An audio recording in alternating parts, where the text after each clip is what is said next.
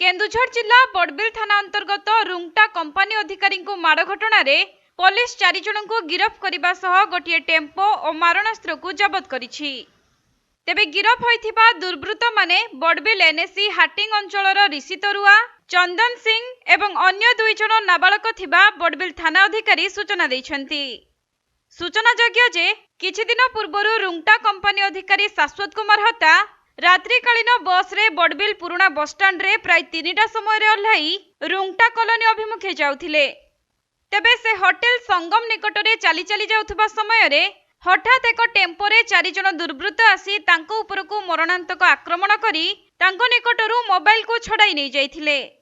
जहाकु नै परदिन शाश्वत बड़बिल थाना रे लिखित अभियोग करिबारु बड़बिल पुलिस सीसीटीवी फुटेज जांच करी तदंत आरंभ करिथिले। परे 2 जन नाबालकों को गिरफ करिबा सह अन्य 2 जन फेरार हेबाकु बसिथिबा बेले बड़बिल पुलिस अतर्कित चढ़ाऊ करी सीमांत झारखंड राज्यर बड़जांदा रेल स्टेशन रु सेमानकु गिरफ करिसेंती।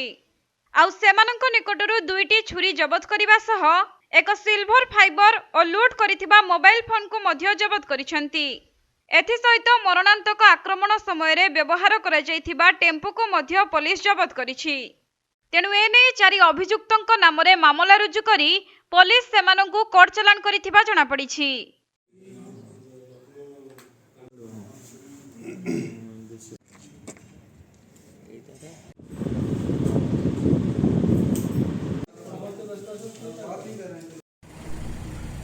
केन्दुझर जिला बड़बिल रु दीपेश कुमार बेहेरा रिपोर्ट, कोणार्क लाइव।